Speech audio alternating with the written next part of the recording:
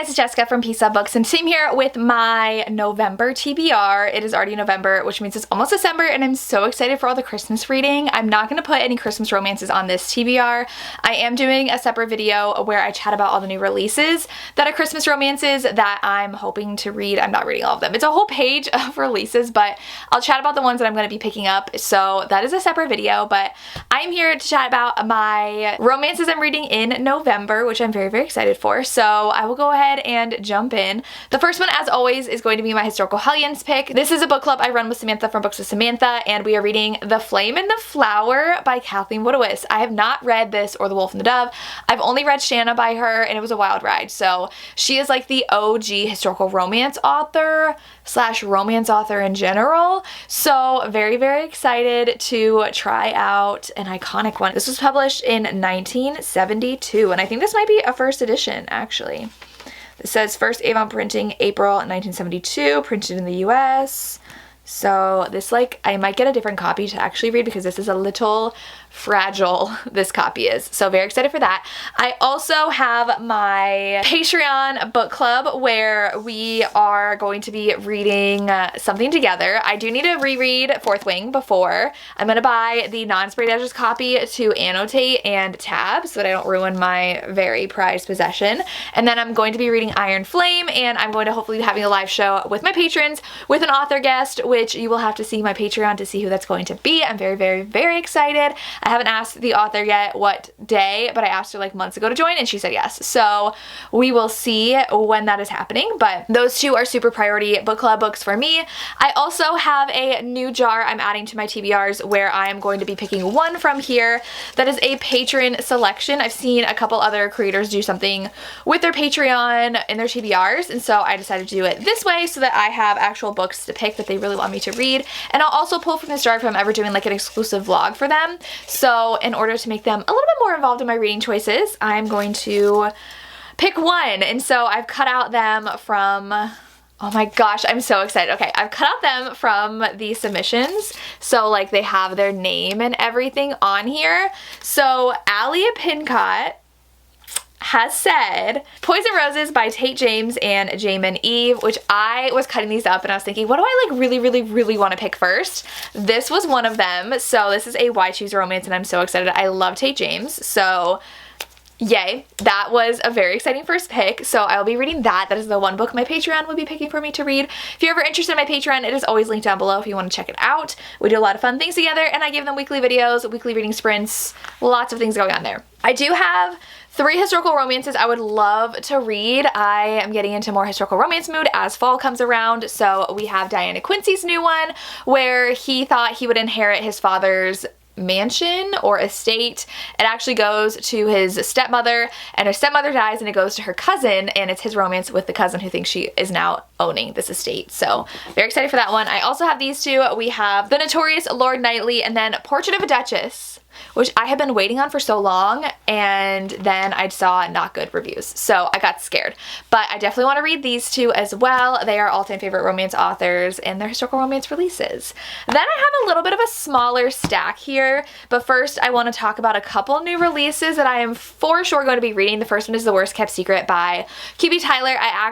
So I'm filming this very early because I leave for Las Vegas for the Love in Vegas signing next week, and so I'm filming this on the 21st, but I should be getting an arc of this, but in case I don't read it in time, for sure reading The Worst Kept Secret by QB Tyler. This is a best friend's dad romance, and her best friend's a guy who's in love with her.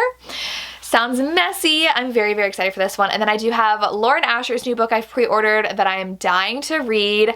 I don't know the plot, but it's a new Lauren Asher book, so of course I want to read it. It's purple, it's adorable, very excited. Laura Pavlov also has a new book coming out already. I feel like she just had a release that I still haven't caught up on yet, but she has a new release coming out that I'm also very, very excited for. So I'll be picking that one up, and I think those are like the main ones I really want to read. I should be getting an arc of Samantha Young's new book, which I'm really excited to read, and that comes out the very beginning of December, so I will probably be reading this one in November as well. So those are the primary that I remember arcs that I will be reading. Then I would love to get to Keeping 13 by Chloe Walsh. Tori raves about Saving 6 and Redeeming 6. I think Redeeming 6 is her favorite, but I want to read the series in order. So I got to start on that. And we have a podcast together and we were talking about what books that we love that each other hasn't read yet. And she typically always reads the books I'm raving about. And I'm behind on her favorites. So I need to get to these and hopefully I enjoy it, but it is long.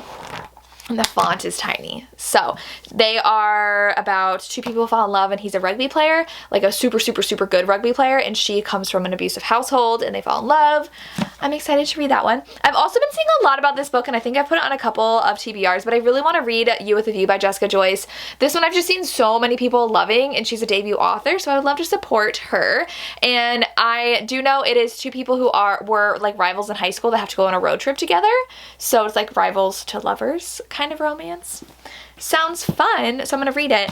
I also did not get to Salt Kiss yet, and I really, really, really want to read this. I really liked Salt in the Wound, which was a novella before this one, and this one is MFM, and the heroine has to marry the hero, and then they fall in love with his bodyguard, I think. It's Tristan in his old retelling, too.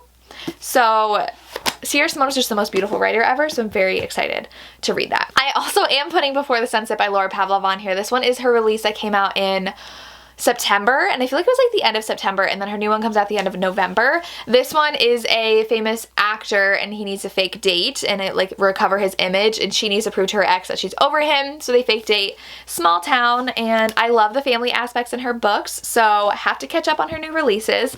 I also just saw this and realized I never read The Coldest Winter by Brittany C. Cherry, and it is the perfect time because I'm super into the cold weather vibes / I'm gonna be obsessed with Christmas in November, so you better be ready. So this one is I think it's a student-teacher romance, and they had a one-night stand in college.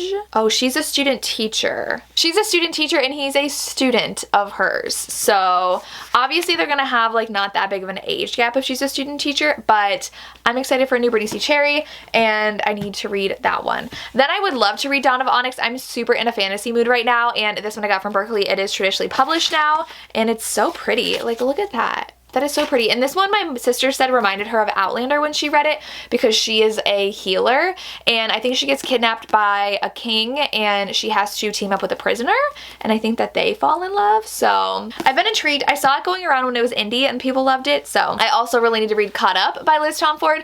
Tori said this is one of her favorite books of the year. So I need to read this one if she says it's one of her favorites of the year. Like, she was crying in this book. I've seen nothing but amazing things. It's single dad, baseball, she's the nanny, and she's also a chef. I think I'm gonna love it. I love baseball romances. I also really, really want to get to The Fall of Bradley Reed by Morgan Elizabeth. I actually pre-ordered the special edition from Love in Vegas because it's so pretty. It's like flowers and it has like embossed letters and it sounds really fun. So this one, he is an FBI agent and she is like looking up ways to get revenge on her ex, and he's like investigating her. So it sounds really fun. We'll see if I like it. I'm excited. And then the last one I really need to get to, these are all October releases too or older that I did not get to yet that I need to get to before the end of the year. It's got like sticky stuff on the cover from Amazon, but The Stars Are on Her Side by Jennifer Hartman. I love her books and I did not get around to reading this when it came out early October. So this one is a spinoff of Still Beating, where the heroine in this one was also kidnapped by the guy who kidnapped the characters in Still Beating, and she survived, but the guy that was also kidnapped didn't. So we get her story of falling in love, but also we get her love story with the guy that was kidnapped too, but we know he doesn't survive. So I think it's gonna be really sad, but very excited to read that one. And I think that is most what I have. I will probably be listening to some audiobooks and reading some stuff on Kindle Unlimited, but I'm trying to not have too big of a TBR because I'm always like super ambitious TBR, and I'm feeling worse and worse every time I don't get to most of the books on my TBR because I'm not reading as much. I used to read at least 30 books a month, and now with my new job, obviously I was getting to read like during work before, and I was teaching a class where part of the curriculum was independent reading, so I was reading an hour and a half twice a week just at my work at school. I was a teacher. Now I'm working all the time and I have less time to do audiobooks because I'm not driving to work either where I will listen to audiobooks. So I am not reading as much, and like that's fine. I'm working more than ever now, but I'm not as stressed. But I'm not reading as much. So I'm reading roughly, I think I'm reading about like 17, 18 books a month. I would love to still read at least 20 books, but putting 20 books on my TBR means I'm not going to read all of them because things pop up that I don't expect to, and I have book club books and read-alongs, and so I'm going to try to have a little bit of a smaller TBR so that I can really focus on these books that I would love to read. So let me know if you've read these and which ones you're excited for me to read or what I should read first. I would love to hear, and let me know what you're excited to read in the month of November. And that's all I have. As always, thank you so much for watching and have a good day. Bye.